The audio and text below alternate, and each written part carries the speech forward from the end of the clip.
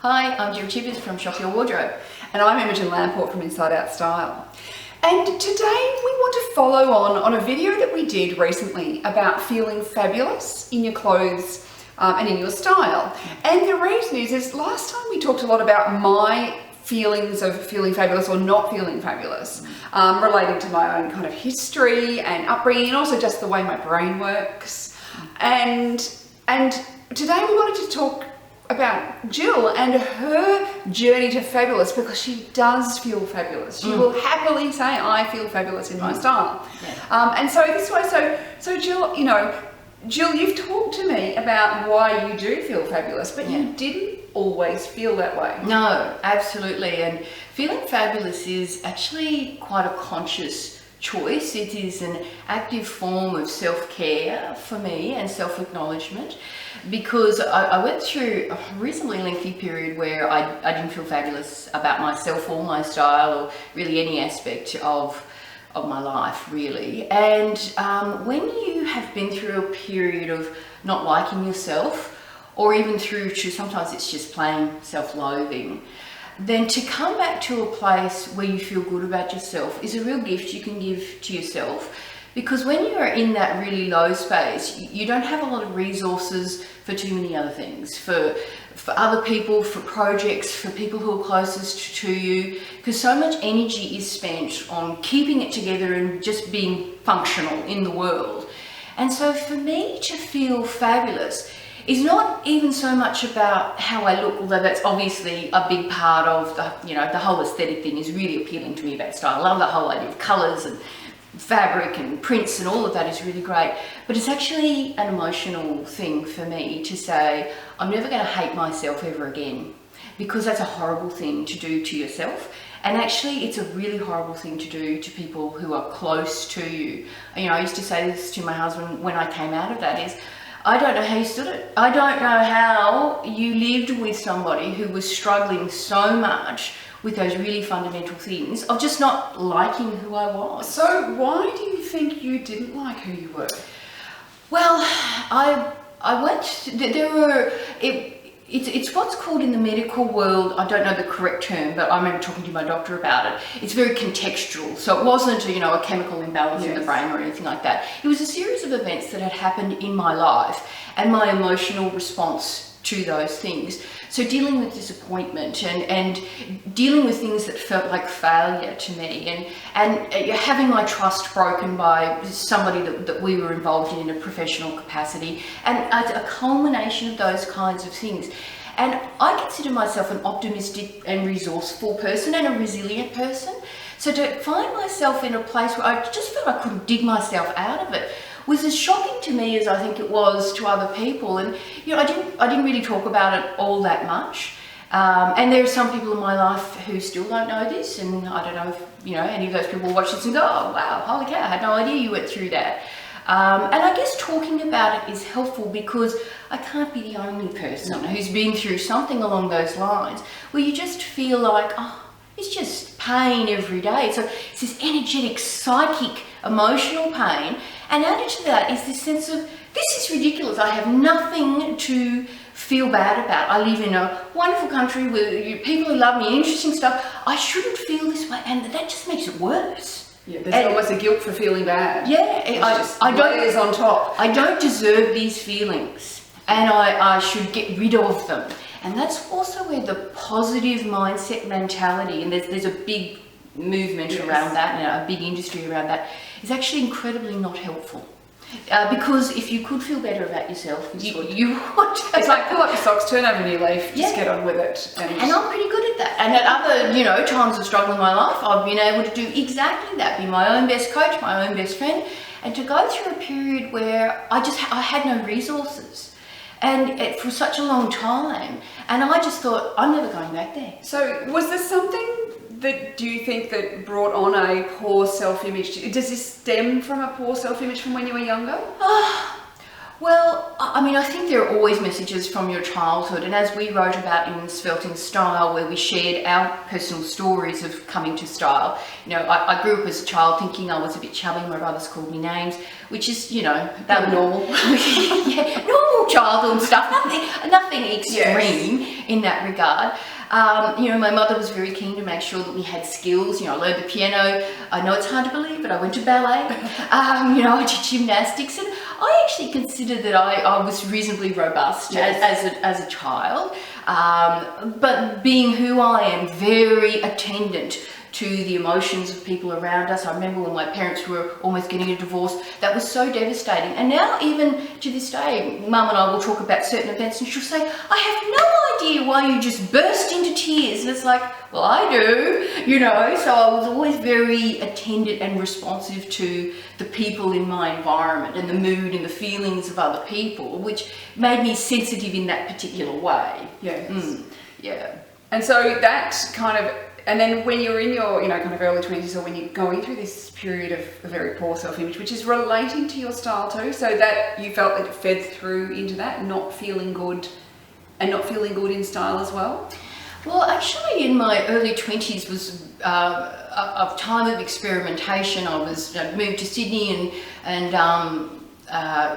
working in an interesting job, and so I don't actually think of that as a period of time when I had poor self-image about my style. I had no idea about my style, but I was still interested in it. This period that I'm talking about, where I felt bad about myself, is actually a lot more recent. It was, about 6-7 years ago. Okay. Yeah. So, and what's helped you go from feeling poorly to getting good self-image? Like, how did you get from not feeling great to feeling fabulous? Yes. Because that's a secret. We can just bottle it for you.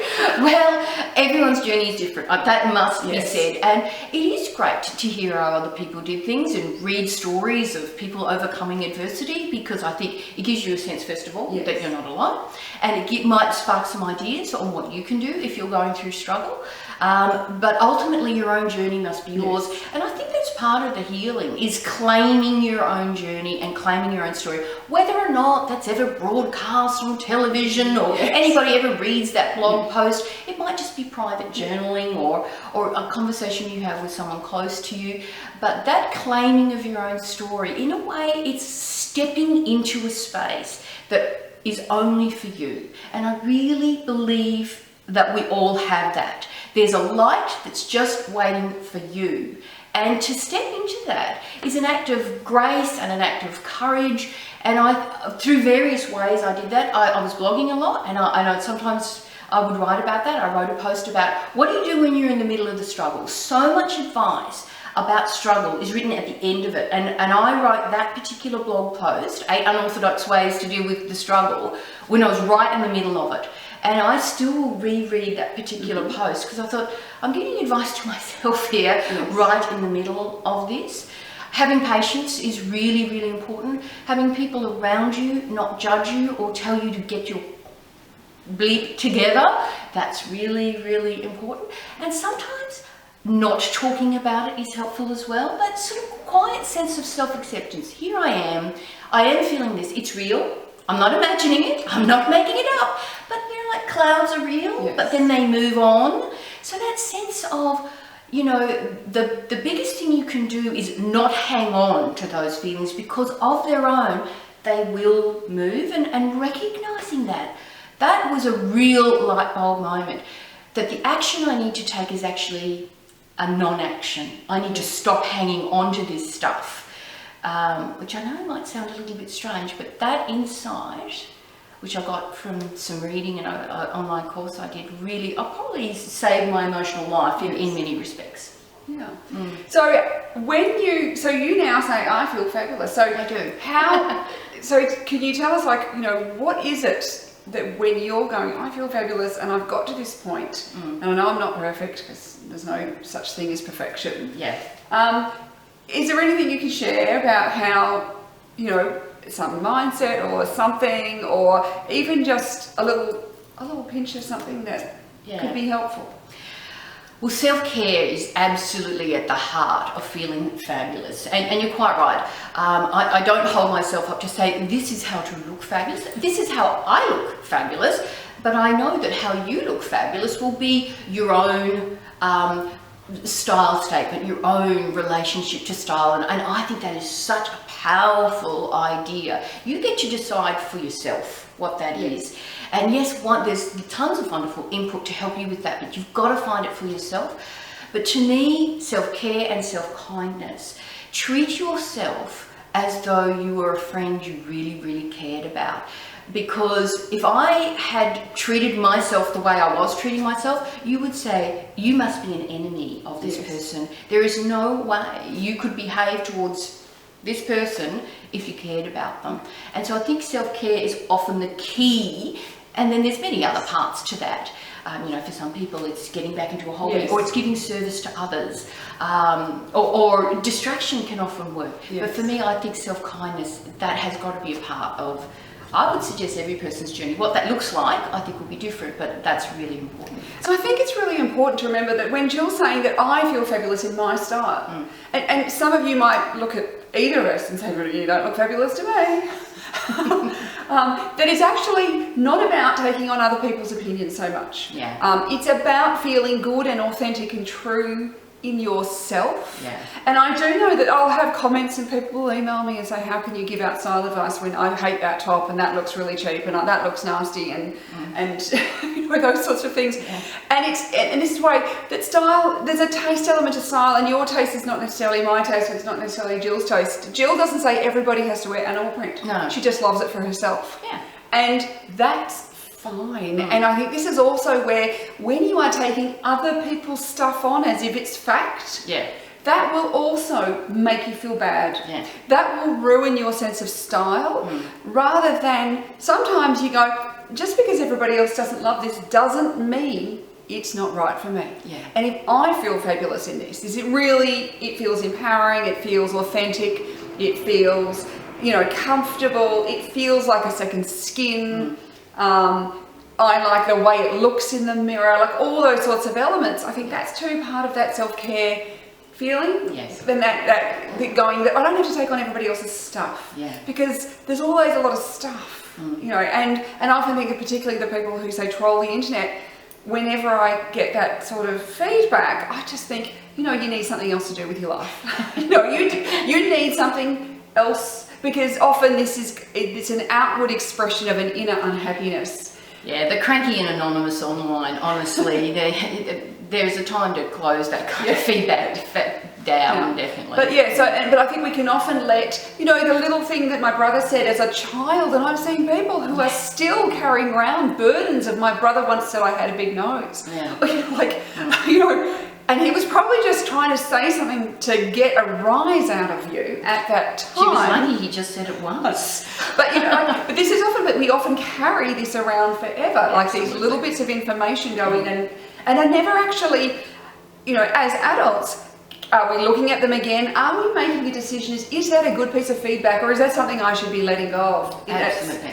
And no matter where we are in our life, we often have to sometimes look back and go, is this still a relevant belief or a relevant attitude or a relevant feeling to who I am today? Absolutely. And where I'm going with my life. And I think that's one of those, explorations that's really important. And that's where I actually think that style can actually be incredibly powerful part of that journey to self-acceptance, because when you start to get dressed in a way that is really authentic to you, that is an expression of yourself, your values, your beliefs, your personality, all those sorts of things, that this is where I notice that this is where the confidence comes in. This is where a new self-acceptance comes in. Clothes are incredibly powerful. It's not just something to keep us from being naked. It's very catalysing, and it can be very provocative. And that whole idea that we can have these almost hidden messages, like they're there and they're guiding the decisions that we make, but we often don't have awareness around them. And I think sometimes awareness can quickly lead to action, which is, of course, I think the most desirable situation, rather than to sit and fester with it. But yeah, the whole idea to dress in a way that suggests that you have worth can really go deep. And I have seen people, and you know, just go from, you know, that we're going shopping or something, and they come in something that they're really, you're not happy with their outfits, and they're not happy with their clothes, and it's that they put on something, and then their whole body language changes. They're in the mirror, and you see a new person emerging, a more confident, a more empowered person. And so when people say that clothing is shallow, I think you just don't understand. No. It's actually so much more than skin deep. Absolutely. And it goes right to our core.